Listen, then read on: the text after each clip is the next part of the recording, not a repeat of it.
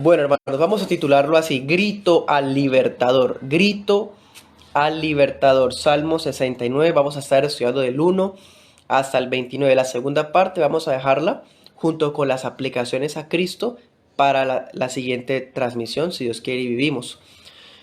Por lo pronto, vamos a estudiar el trasfondo de este capítulo en dos partes. Vamos a ir del 1 al 21 y luego del 22 al 29. Vamos a estar saltándonos en varios versículos, sea bastante ágil en la búsqueda de ello. La idea pues no es correr, sino aprovechar al máximo, que es un capítulo siempre larguito. Bueno, comencemos. Este salmo fue compuesto por David y fue entregado al músico principal del tabernáculo para que fuera cantado con una melodía particular. Aquí dice sobre sosanín. Ese término hebreo se refiere a lirios. Hace referencia a una canción X de los días en que se escribió este salmo. Es imposible precisar qué tipo de melodía, cuál canción era. Solamente es algo que ellos sabían entre sí y debían interpretarla basados en esa melodía. En pocas palabras, este salmo vamos a darnos cuenta que David se encuentra amenazado por la cantidad de enemigos y de gente que lo está odiando al punto de burlarse de él. Se levantan contra él sin tregua y es uno tras otro y él se siente abrumado por todo esto. Este salmo aplicado a Jesús, comenta MacDonald, abro comillas, en este salmo tenemos el privilegio de escuchar los ejercicios profundos del alma santa del Señor cuando se sumergió en la muerte, cierro comillas. Claro, hermanos, vamos a darnos cuenta, podríamos decir que este es el salmo de la pasión de Cristo, pero eso lo vamos a estudiar bien a fondo la siguiente semana. Por lo pronto, vamos a aplicarlo primero en el contexto original con David y sus enemigos. Primer punto, enemistades y humillaciones. Verso 1. Sálvame, oh Dios, versículos 2 y 3. Estoy hundido en el lodo profundo. Cansado estoy de llamar. El salmista clama porque Dios lo salve de medio de una situación que él de una manera muy poética describe o compara como con una inundación. Dice la Peshita, como un remolino. Dice, esas aguas me entran hasta el alma. Y es una expresión que ya se ha usado antes, por ejemplo en el Salmo 18:4. Sin embargo, quiero aprovechar esa oportunidad para leer otro texto en Jonás 2. Jonás también habla con ese lenguaje. Jonás 2:3. ¿Se acuerdan que él fue tragado por ese pez gigante? La expresión de Jonás es un poco más vívida, pero nos ayudan a nosotros a degustar el estilo literario que emplea el salmista acá. Jonás 2:3 al 5, 2:3 y 5 dice: me arrojaste a lo profundo, oh Señor, en el corazón de los mares y me rodeó la corriente. Todas tus ondas y tus olas han pasado sobre mí. 5. Las aguas me han envuelto hasta la garganta, me rodeó el abismo. Las algas se enredaron en mi cabeza. Amén. El salmista se describe a sí mismo como hundido. Se está hundiendo en un cieno profundo. Hagan de cuenta que es un pozo húmedo, pero es agua embarrada, agua sucia, un cieno profundo. Y es tan profundo que él no alcanza a poner pie en el fondo. Y este pozo no solamente es profundo, sino que tiene una corriente que lo arrastra hacia abajo. Dice en el versículo 2, la corriente me ha anegado. Anegado. Recordemos que en las escrituras las aguas descritas así como en ese salmo son símbolo de caos, símbolo de opresión, no solamente en lo social, aunque ese salmo no es social, también en lo personal, que este salmo sí es muy personal. Bueno, versículo 3 nos deja ver que en medio del esfuerzo por salir a flote, de escapar de ese cieno, ha gritado, grita y grita por ayuda, pero de tanto gritar su voz está enronquecida, ¿sí? Y mirando hacia lo alto por si de pronto alguien lo ayuda, sus ojos ya están desfallecidos de tanto esperar. Miren cómo él expresa, aquí pues sabemos que el salmista no se está ahogando de verdad, ni tampoco cayó en un cieno profundo real. Él escribe lo que siente, sus emociones, de una forma tan impresionante que cualquiera queda eh, atrapado con este lenguaje que usa. Leamos por ejemplo Salmos 6, 6 y 7. En otra ocasión él ya había hablado de manera similar. Dice: me he agotado de tanto gemir, toda la noche inundo mi cama y con mis lágrimas empapo mi lecho. Mis ojos están debilitados por el pesar, se han envejecido a causa de todos mis adversarios. Bueno, volvamos al texto principal. Entonces démonos cuenta, hermanos, que él describe sus circunstancias, sus emociones como alguien que se está ahogando y que está pidiendo ayuda, pero nadie lo ayuda, ¿sí? Miren el versículo 14. El versículo 14 nos ayuda a aclarar que esto que él está describiendo no es real, es metafórico, que la situación real que él está pasando es esto. Versículo 14 dice: sácame del lodo. Aquí él retoma esa figura. No sea yo sumergido, sea yo librado de los que me aborrecen y de las profundidades de las aguas. Aquí ya vemos a qué se está refiriendo. No es que se está ahogando de verdad, es que está tan abrumado por la problemática que genera alguna gente que lo odia, que se burla de él, que él ya está cansado y hastiado de esa situación, ¿sí? Entonces este canto es muy lúgubre que nos está pintando David, pero podemos decir que es una forma de él describir la expectativa, porque Dios responda, porque Dios intervenga en medio de señalamientos, de chismes, de oposición, de amenazas de muerte, en fin. Y está él con esa expectativa de que Dios le responda, ¿sí? Por eso en el versículo 14 él quiere que Dios lo escuche, ¿sí? Y más adelante vamos a estar viendo, por ejemplo en el 15, dice: no me arrastre la corriente de las aguas, no me trague el abismo, ni la fosa cierre su boca sobre mí. Bueno,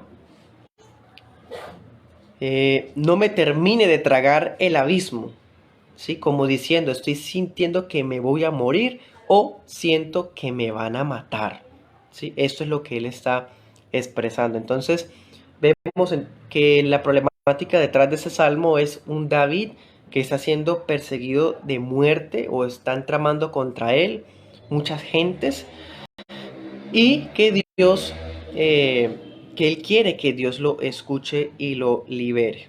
Bueno, miremos el Salmo 38:19. 38:19. Dice: porque mis enemigos están vivos y fuertes, se han aumentado los que me aborrecen sin motivo. ¿Sí? Volvamos al texto principal, versículo 4. Entonces, los enemigos se multiplicaron sin motivo en una ocasión atrás, y aquí volvió a ocurrir. Miren el versículo 4. Los que me aborrecen sin causa se han aumentado, son más que los cabellos de mi cabeza. ¿Sí?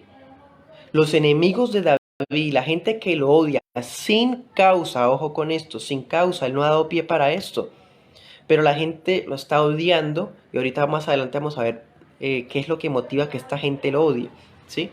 Dice que se han multiplicado más que los cabellos de mi cabeza. Y no solamente que son muchos, dice que son poderosos. Y dice, me reclaman lo que yo no robé. O sea, me están exigiendo algo que yo no hice, me están culpando de algo que yo no he hecho. Bueno, versículo 8. No solamente aquellos fulanos X, sino también la misma familia. Miren el versículo 8. He venido a ser extraño a mis hermanos y extranjero para los hijos de mi madre. ¿Sí? Incluso sus propios hermanos están desconociendo al salmista. Algo que recordamos, por ejemplo, a Job. Job también vivió una situación similar. El profeta Jeremías también, ¿sí? Y como vamos a ver en la segunda parte, Jesucristo lo vivió y lo cumplió, mejor dicho. Entonces, miren el versículo Salmo 69, versículo 5, dice: oh Dios, tú conoces mi insensatez, mis pecados no te son ocultos. En pocas palabras, de lo que la gente me está acusando soy inocente, pero eso no significa que yo no tenga pecado, ¿sí? ¿Me hago entender? O sea, el salmista está diciendo que él es inocente de lo que la gente lo calumnia, y eso no significa que él se crea sin pecado. Bueno, David sabe que Dios conoce su insensatez. Y precisamente por eso, versículo 6, dice: no sean avergonzados por mi culpa los que esperan en ti. Por eso, Él está soportando, versículo 7, por tu causa ha sufrido afrenta. Él soporta la vergüenza, Él soporta la confusión por amor de ti. Porque Él no quiere que la situación de Él haga hincapié para que la piedad de otros creyentes se vea afectada. Dicho de otra manera, Él no quiere ser piedra de tropiezo para los hermanos, ¿sí? Dice la Nueva Biblia de las Américas: no se avergüencen de mí los que en ti esperan. Bueno, versículos 9 al 12 dice: pues el celo por tu casa me ha consumido, me afligí a mí mismo con ayuno. Además, me puse cilicio como vestido. Hablaban contra mí los que se sentaban en el tribunal. Ahora vamos a ver qué es aquello que está ocasionando que la gente odie a David. Las personas están odiando a David en el Salmo 69. Y él está pasando un momento de hartura, podemos decir. Está harto de las críticas, calumnias, persecuciones, amenazas y demás. Bueno, él reconoce que él ha pecado, pero aquello que la gente, aquello que está motivando que esas personas lo odien, no tiene sentido. Dice en el verso 9, aquí está la razón. ¿Por qué la gente lo está odiando? Dice: debido al celo por tu casa. En otras palabras, David tiene celo, es decir, tiene un apego por la casa de Dios, en este tiempo por el tabernáculo, por el nombre de Dios, al punto de que cuando la gente blasfema o dice insultos contra las cosas sagradas, contra Dios, contra el lugar de reunión y demás, él carga sobre él las blasfemias. Dice el versículo 9: las afrentas de los que te afrentan han caído sobre mí. ¿Sí? Él asume todo esto. Es como cuando usted y yo estamos al lado de alguien que empieza a renegar o a decir blasfemias contra Dios. Nosotros de una vez nos sentimos cargados, molestos. No puede ser posible que un creyente escuche que alguien a su lado esté insultando, burlándose de Cristo, del Evangelio, y usted siga como si nada. Sería algo bastante lamentable y cuestionable de su fe. Realmente parte el corazón y nos carga, como al salmista. De hecho, el salmista ha expresado eso en otras partes. Por ejemplo, Salmo 119, 139. Dice: mi celo me ha consumido, porque mis enemigos olvidan tus palabras. ¿Sí? Ella ha expresado eso en otras ocasiones. También el salmista nos dice que él ha estado llorando, que ha estado ayunando, vestido de cilicio, y ni siquiera estas cosas han hecho que sus enemigos se redargullan o se arrepientan. Por el contrario, siguen con sus comportamientos en contra de David. Aquí que estamos viendo en pocas palabras, la gente enemiga de David lo odia por su piedad. La piedad de David es el motivo por el cual la gente lo odia, ¿sí? La gente lo ve ayunar, la gente lo ve celoso por el templo de Dios, por la palabra, y en vez de que las personas eso les infunda respeto, está provocando que se burlen más de él. Eso es muy irónico, pero eso pasa seguido, teniendo en cuenta que los hijos de la serpiente, como dice Génesis 3:15, odian a los hijos de, de Dios. Bueno, versículo 12 dice que hablan contra él desde la gente importante, los que se sentaban a la puerta eran los funcionarios importantes, hasta los borrachos. O sea, no había distinciones sociales. Todo el mundo ya está hablando en contra de David. Versículos 20 y 21 dice: la afrenta ha quebrantado mi corazón y estoy acongojado. Además me dieron hiel en lugar de alimento. David ha recibido tantos escarnios, tantos insultos, tantas burlas que su corazón ya está quebrantado, está acongojado. Dice la Biblia de las Américas, está enfermo. Y algo que llama mucho la atención en el 20, y a pesar de todo, nadie se ha compadecido de él, nadie le ha brindado consuelo alguno. Por el contrario, versículo 21, le dan a beber vinagre, hiel. O sea, la gente le suma amarguras. Algunos comentaristas ven esta expresión como traiciones, es decir, como si hubieran habido amigos de él que se hubieran unido a esas amenazas y a esos chismes en su contra. Bueno, vamos a ver el segundo punto, versículos 13 en adelante. Versículo 13, pues. Vamos a ver el segundo punto así: esperanza e imprecación. Esperanza e imprecación. Bueno, versículo 13 dice: sin embargo, oh Señor, yo dirigía a ti mi oración. A pesar de todo lo que se ha descrito hasta este punto, David seguía orando, seguía esperando en la misericordia de Dios, en la respuesta del Señor en medio de toda esta situación. Versículos 16 al 18. Él está rodeado de mucha angustia, son muchos sus enemigos, pero él aguarda por la pronta respuesta de Dios, porque él sabe que Dios es benigno y lleno de piedad. Dice en la Nueva Biblia de las Américas: vuélvete a mí conforme a tu inmensa compasión. Bueno, otra cosa que es muy bella, él no solamente reconoce que Dios es bueno, sino que también reconoce que Dios es omnisciente. Omnisciente. Miren el versículo 19, dice: tú conoces mi afrenta y delante de ti están todos mis enemigos. O sea, el Señor no solamente entiende, sino también sabe, Él conoce la afrenta, la vergüenza, la confusión, el oprobio, todo lo que ha estado sufriendo lo sabe Dios.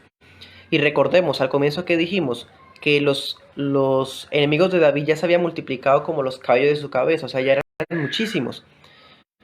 Aunque David ni siquiera sabe su número y no está tan seguro de quiénes son, Dios sí sabe todos los adversarios de David quiénes son. ¿Sí? Versos 19.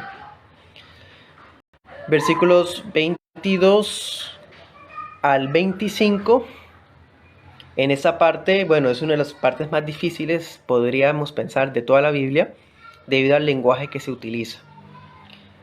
Es lo que se llaman oraciones imprecatorias, imprecación. Por ejemplo, el salmista dice que les sea una trampa a la mesa que tienen delante, que se oscurezcan sus ojos para no ver, derrama tu ira sobre ellos, que quede desolada su casa. Son palabras muy fuertes, como deseando maldiciones en contra de estos enemigos. Pero hermanos, si nosotros leemos esto así aislado, podemos pensar en esas oraciones o incluso rezos malvados contra personas. Aquí no se trata de eso. La clave para entender este lenguaje que se usa, miren el verso 26 y el verso 29. Dice: porque persiguieron a quien tú heriste, ¿sí? Yo estoy afligido y dolorido, ¿sí? La clave para entender estas palabras es esta explicación. El salmista dice: ellos están haciendo un banquete a costa mía. Ahora que eso les sea devuelto, ¿sí? Él no está pidiendo algo excesivo, vengativo, no, él está clamando por la justicia de Dios para que así como le han hecho a él, así Dios se dé cuenta y les retribuya, ¿sí? Que sus ojos sean oscurecidos, que sus piernas tiemblen. Esas son expresiones que están en Deuteronomio 28:65. Estas palabras se refieren a aquellos que desobedecían el pacto de Dios. Es decir, estas personas, David no les está deseando la muerte porque le hicieron daño. Él les está orando de esta forma porque ellos son apóstatas. Se apartaron de Dios, ¿sí? Se apartaron de Dios primero que haberle hecho daño a él. Verso 24. Derrama tu ira sobre ellos y sus casas queden desoladas. El verso 27 es muy fuerte, dice, añade maldad a sus vidas. En otras palabras, no les des oportunidad de arrepentirse. Eso significa que para David está claro que la fe y el arrepentimiento son gracias que Dios otorga. Y aquí está diciendo David, si ellos se arrepintieran, Dios no los enjuiciaría. Por lo tanto, reténles esa oportunidad para que sufran el juicio tuyo y luego sí, pues, tendrían esa oportunidad si la gracia de Dios así lo permite. Versículo 28, por eso dice, sean borrados del libro de la vida. Aquí no es como si una persona tuviera poder de quitarle la salvación a alguien. De hecho, este versículo no está hablando de salvación en los términos del Nuevo Testamento. Esta expresión en el Antiguo Testamento y en la Biblia significa es morir antes de tiempo, morir, sencillamente morir, ¿sí? ¿Y todo esto por qué fue? Porque persiguieron y hablaron de aquel a quien Dios había herido. En otras palabras, Dios estaba disciplinando a David por un X pecado que no sabemos cuál es. ¿Se acuerdan que dijo que tú conoces mi insensatez y mis pecados? Entonces Dios está disciplinando a David. Pero estas personas aprovecharon que él estaba así para empezar a hacer un complot en su contra y bueno, hacer todo eso que han estado haciendo. Entonces, el verso 29 dice, tu liberación, oh Dios, me ponga en alto. Bien, hermanos, todas estas circunstancias que vemos en este salmo nos apuntan al Señor Jesucristo. El Señor Jesucristo vivió todas estas cosas. La siguiente semana, si os escribimos, vamos a ver cómo se cumple todo esto en el Señor Jesús a la luz del Nuevo Testamento.